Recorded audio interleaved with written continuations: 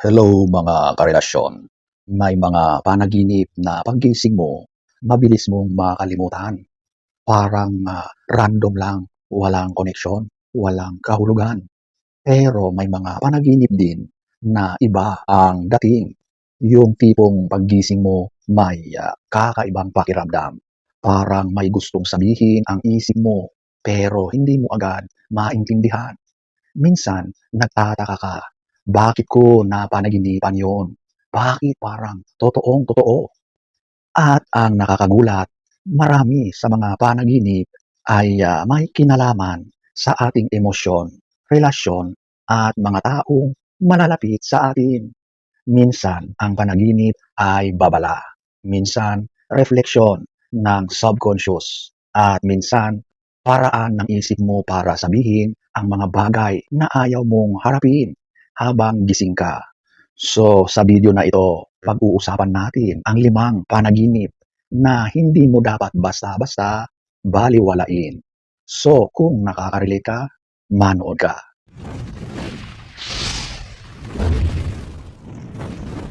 Number 1, ito yung dreaming of getting married.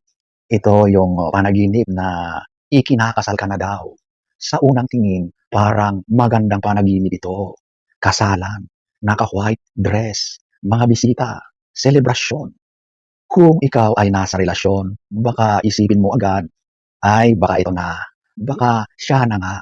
Pero sa maraming mga psychological interpretations ng mga panaginip, ang panaginip na bigla kang ikinasal ay hindi palaging romantic.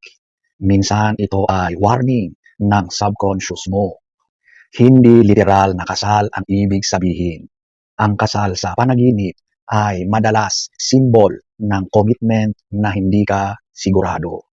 Maaring may tao sa buhay mo ngayon na parang gusto kang itali sa isang sitwasyon na hindi mo pa talaga napag-iisipan ng mabuti. Sa madaling salita, may posibilidad na ang panaginip na ito ay sinasabi ng isip mo, mag-ingat ka kung kanino mo ibinibigay ang buong tiwala mo. Sa relationship, minsan sobrang excited tayo sa idea ng forever. Pero hindi natin napapansin na may mga tao na magaling magpanggap. Sweet sa umpisa, very attentive, parang perfect partner. Pero deep inside, may ibang agenda. May mga taong pumapasok sa relasyon dahil sa security, loneliness, ego, control, hindi dahil sa tunay na pagmamahal. Kaya kapag napanaginipan mo na ikinakasal ka, lalo na kung kakaiba ang pakiramdam ng panaginip, tanungin mo ang sarili mo, may mga red flags ba akong hindi pinapansin?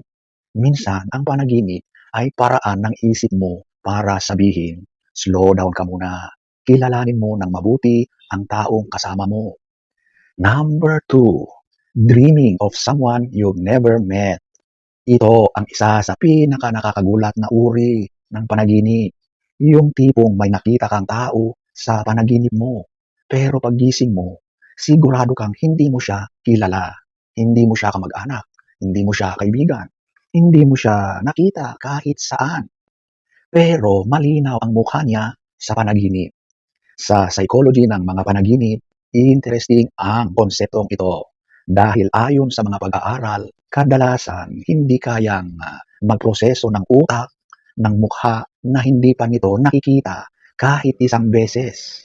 Ibig sabihin, posibleng nakita mo na siya somewhere. Maaring sa mall, sa social media, sa isang lugar na hindi mo lang napansin. Pero may mas malalim pang interpretasyon dito. Minsan, ang ganitong panaginip ay simbolo ng pakiramdam na may taong nag-o-observe sa buhay mo.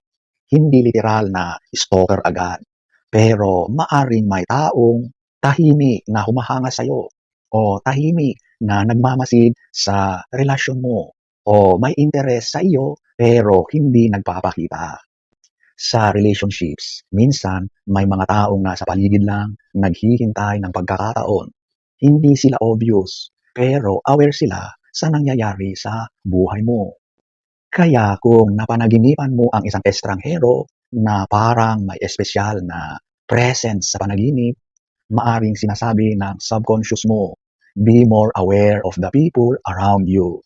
Dahil hindi lahat ng taong nakangiti sa harap mo ay may malinaw na intention. Number 3, dreaming of looking at yourself in the mirror. Ang salamin sa panaginip ay napaka-powerful na simbolo. Kapag nakita mo ang sarili mo sa salamin sa panaginip, ito ay madalas konektado sa self-awareness o identity. Pero may isang mas mysterious na interpretasyon dito. May mga tao na nagsasabing kapag tumingin ka sa salamin sa panaginip, parang may ibang tao or presensya na nakatingin pabalik sa'yo. Hindi lang ikaw. At ito ang nagiging simbolo ng pakiramdam na may taong nag-o-observe sa tunay mong pagkatao. Sa relationships, napakahalaga ng ideyang ito dahil sa umpisa ng relasyon, maraming tao ang nagpapakita ng kanilang best version ng sarili nila.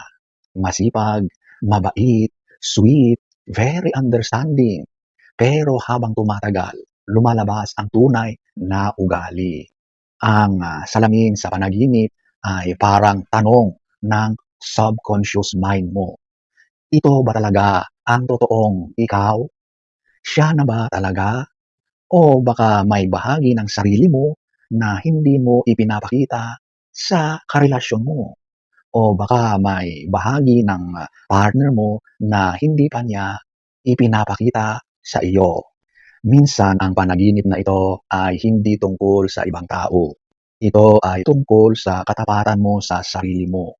Kasi sa relasyon, may mga pagkakataon na alam na natin ang katotohanan, pero pinipigilan nating magbulag-bulagan. At ang salamin sa panaginip ay parang isang paalala. Harapin mo ang katotohanan kahit hindi ka komportable. Number 4, dreaming of your old house. Ito yung napanaginipan mo ang lumang bahay nyo. Isang lumang bahay na tinirhan mo dati. Ito ay isa sa mga pinaka-emosyonal na panaginip. Ang nakita mo sa panaginip, ang buhay na kinalakihan mo.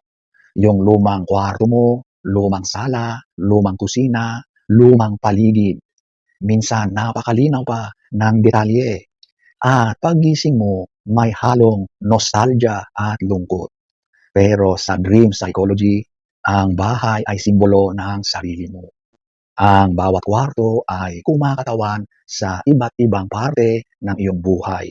Kaya kapag napanaginipan mo ang lumang bahay mo, kadalasan ito ay may ibig sabihin na bumabalik ka sa mga lumang patterns ng buhay mo.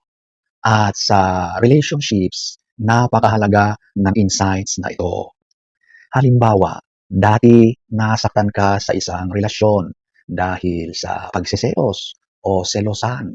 Ngayon, nasa bagong relasyon ka na, pero napapansin mo na bumabalik ang parehong insecurities. O kaya dati, mahilig kang magtiwala agad kahit hindi mo pa gaanong kilala ang tao. At ngayon, ginagawa mo na naman. Kapag lumitaw sa panaginip mo ang lumang bahay, posibleng sinasabi ng subconscious mo, may mga habits ka na bumabalik kahit alam mong hindi ito healthy para sa'yo. Ang problema sa relationships ay hindi lang ang maling partner. Minsan, mga maling patterns, maling nakasanayan na inuulit-ulit nating ginagawa. Kaya ang panaginip na ito parang isang gentle reminder. Kung gusto mong magbago ang kinabukasan mo, huwag mong dalhin ang mga luma, mga hindi magandang ugali na sumira sa nakaraan mo. Number 5, dreaming of yourself as an observer na walang katawan. Kupo. Ito ay isa sa pinakakakaibang panaginip. Yung tipong nasa panaginip ka, pero parang nanonood ka lang. Wala kang pisikal na katawan. Parang lumulutang ka lang sa eksena. Pinapanood mo ang mga tao. Pinapanood mo ang mga pangyayari. At minsan, parang hindi ka bahagi ng mundo na iyon. Maraming interpretasyon ang ganitong panaginip. May nagsasabi na ito ay past life memory. May nagsasabi naman na ito ay ibang timeline ng buhay mo. Pero sa psychology, mas may grounded na paliwanag. Kapag nanonood ka lang sa panaginip, maaring sinasabi ng subconscious mo na parang spectator ka na lang sa isang parte ng buhay mo. Hindi ka na active, hindi ka na nakikisali, nakikibahagi. Sa relationships, nangyayari ito kapag pagod ka na, emotionally drained ka na, o parang hindi ka na masaya pero nandyan ka pa rin. Parang pinapanood mo na lang ang relasyon mo. Imbes na nararanasan mo pa ito ng buong puso, minsan ang panaginip na ito ay parang tanong sa isip mo, masaya pa ba talaga ako sa buhay na ito? O baka oras na para gumawa ng bagong desisyon? 2,000 years later. So ayan po mga karelasyon, hindi lahat ng panaginip ay may mystical na kahulugan. Minsan ito ay simpleng produkto ng pagod, ng stress o imagination. Pero may mga panaginip na paulit-ulit, may mga panaginip na may malakas na emosyon, at may mga panaginip na parang may mensahe. Sa maraming pagkakataon, ang panaginip ay boses ng subconscious mo. Ito ang bahagi ng isip mo na nakikita ang mga bagay na hindi mo napapansin habang gising ka. Kaya kung may panaginip na hindi mawala-wala sa isip mo, huwag mo agad itong isawalang bahala. Tanungin mo ang sarili mo, may pinapansin ba akong red flag? May mga pattern ba akong paulit-ulit sa relasyon? May katotohanan ba akong iniiwasan? Dahil minsan, bago pa magsalita ang mundo, ang subconscious mo na ang nagbibigay ng unang babala o warning.